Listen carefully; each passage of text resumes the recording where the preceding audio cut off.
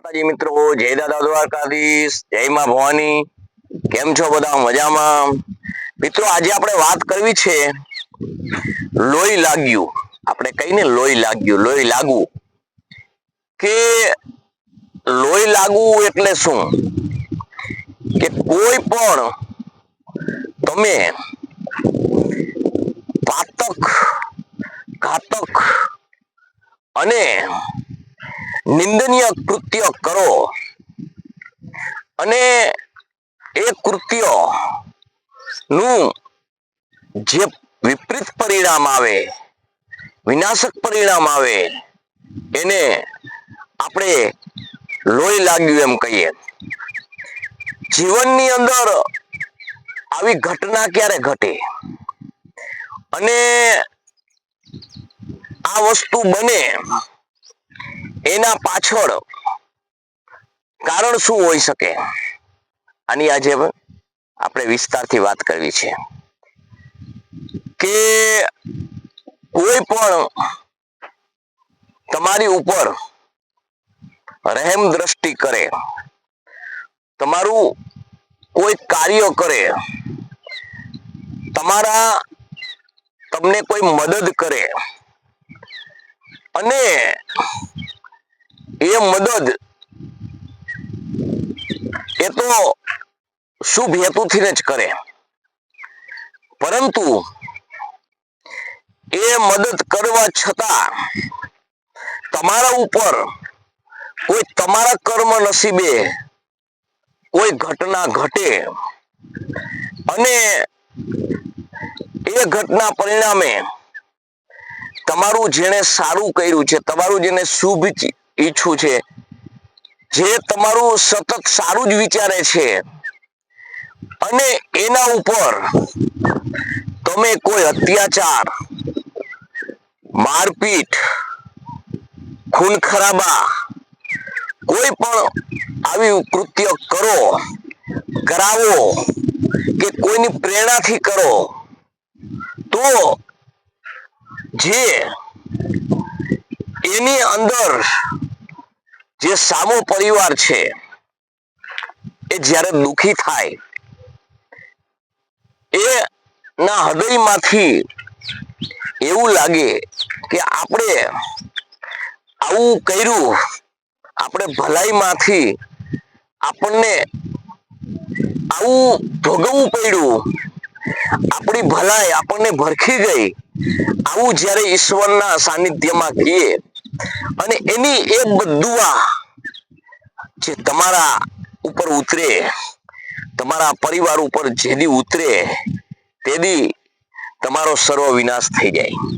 આને કહેવાય લોહી લાગ્યું।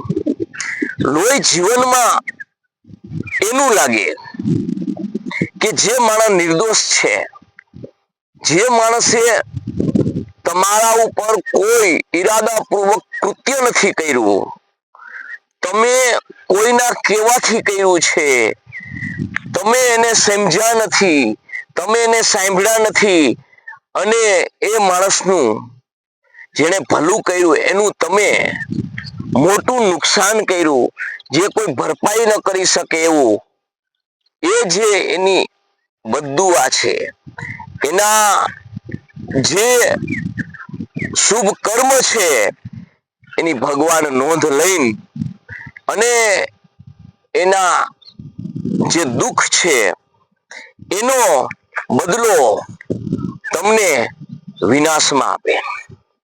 એટલે જીવનની અંદર કોઈ પણ કાયદો, કલમ માંથી તમે છૂટી શકો, પણ ઈશ્વરની કલમ માંથી તમે કદાપી છૂટી ન શકો।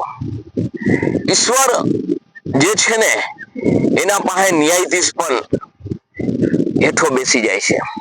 ઘણી વખત આપણે કોર્ટ કચેરીમાં પણ એવા જજમેન્ટ સાંભળીએ છીએ કે પાપીઓ પાપ કરીને છૂટી જાય છે, પાપીઓ પોતાના પાપના કર્મથી છૂટવાથી જે વલફાત મારી અને છૂટીને જે ગર્વ અનુભવે છે, પણ એ જ પાપી જ્યારે ઉપરવાળાની અદાલતમાં એટલું પરિણામ ભયંકર ભોગવે છે કે જે એના સામે આવે ત્યારે કોઈ પણ એમાંથી છૂટી શકવાની બારી મળતી નથી.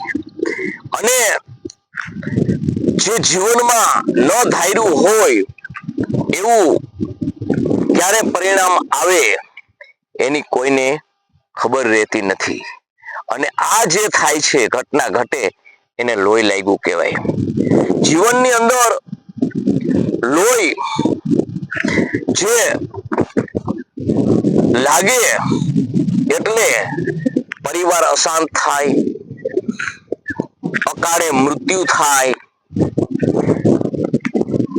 આપણે કોઈ પણ ભરપાઈ ન કરી શકીએ, ન મારી શકીએ, ન મરી શકીએ. આવી પરિસ્થિતિ ભગવાન નિર્માણ કરે ત્યારે સમજવું કે તમને લોહી લાગ્યું. આ જીવનની અંદર બધી વસ્તુ કરજો પણ કોઈની બદદુઆ ના લેતા. તમારા ઉપર કરેલો ઉપકાર છે એનો અપકારમાં બદલો ન આપતા. તમે જે માણસ ખરાબ કૃત્ય કરે છે એના તમે મિત્ર હશો, પણ એનું ભલું ઈચ્છતા તમારા પેટનું જે તમે ખરાબ કૃત્ય કરો છો એની નોંધ લેજો. નહીતર પાપ કરે છે એ તો પાપી છે જ, પણ પાપનું પ્રોત્સાહન આપવો એ મોટો પાપી છે. અને એ લોહી એ જે કૃત્ય કરે અને એ ઘાતક કૃત્યના જેટલો કૃત્ય કરનાર છે એ પાપ લાગે છે, પાતક લાગે છે, લોહી લાગે છે, એથી દોઢું તમને લાગે છે. કારણ કે કોઈ પણ વ્યક્તિને પ્રેરક બળ સિવાય માણસ કૃત્ય કરી શકતો નથી. જેમ કે આપણે કહી છીએ કે મહાભારતની અંદર શકુનીની શું દશા થઈ, તો એવી જ રીતે કે જેણે અધર્મને સાથ આપ્યો એને બધાને લોહી લાગ્યું છે.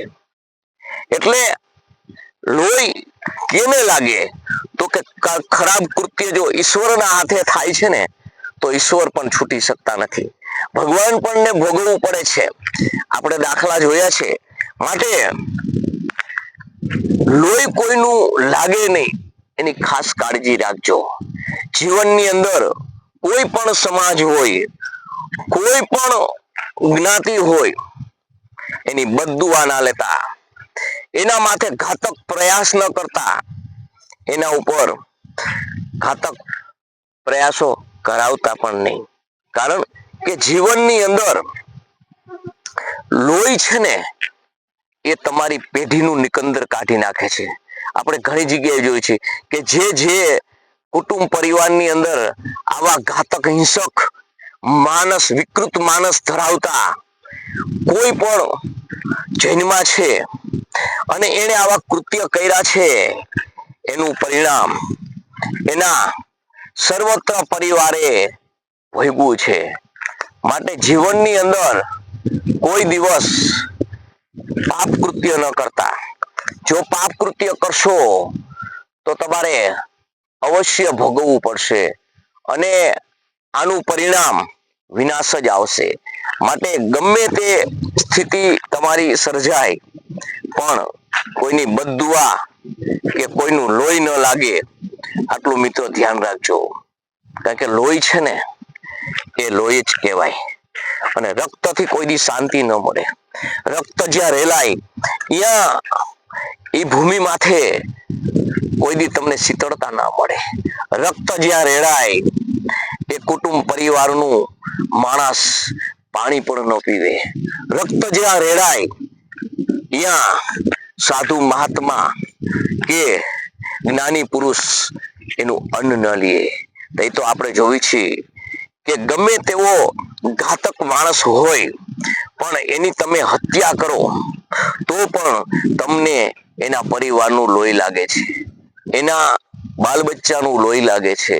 માટે કોઈ પણ આવી પ્રવૃત્તિ કરે તો ઈશ્વરના હવાલે સોંપી દો.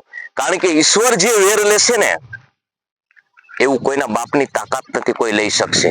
ભગવાનના ભરોસે છોડી દ્યો અને કહી દ્યો સૂર્યનારાયણના સમક્ષ ઉભા રહીને, હે મારા નાથ, હે ભગવાન, અમે તો આને ન પહોંચ્યા, તું આને પહોંચજે, એટલે બધું સંભાળી લેશે. પણ નિષ્પાપ નિખારસ હૃદયે કહો તો જ આ વસ્તુ તમને લાભદાયક નીવડશે. માટે સૌ પ્રત્યે પ્રેમ રાખજો, સૌ પ્રત્યે ભાવ રાખજો, સૌ પ્રત્યે એકતાની ઓળી રાખજો. પરંતુ હા, એક વસ્તુ કહું છું તમને કે પરંપરાગત તમે જોયેલું હોય કે આ પરિવારમાં આવું જ નિર્માણ થાય છે, તો એના હારે બેઠુઠક ન રાખો, એના હારે સંબંધ ના રાખો. કારણ કે ટોલાના પેટમાં જુએ જ પાકે, એની અંદર કોઈ દી હારી અપેક્ષા ન રખાય. કારણ કે સંત સમાગમ થયા વગરનું કોઈ પણ વસ્તુ સિદ્ધ ન થાય. એટલે જો સંત સમાગમ હોય તો બેસજો, નહીતર ભગવાનનું નામ લઈ ભગવાનનું કાર્ય કરજો. સર્વ પ્રત્યે સારો પ્રેમ રાખજો, સર્વ જ્ઞાતિ પોતાની માનજો, સર્વ સમાજ પોતાના માનજો. માનવ સમાજ નિર્માણથી આવ્યા છીએ અને માનવ સમાજથી જ જવાનું છે. માટે મિત્રો, આ લોહી ન લાગે એ ખરેખર ખૂબ સારી રીતે ધ્યાન રાખજો. અને આ વિડીયો તમને કેવો લાગ્યો એ જાણજો, વિચારજો અને તમારા મંતવ્ય જણાવજો. લાઈક કરજો, શેર કરજો. જય દાદા દ્વારકાધીશ, જય મા ભવાની, જય માતાજી.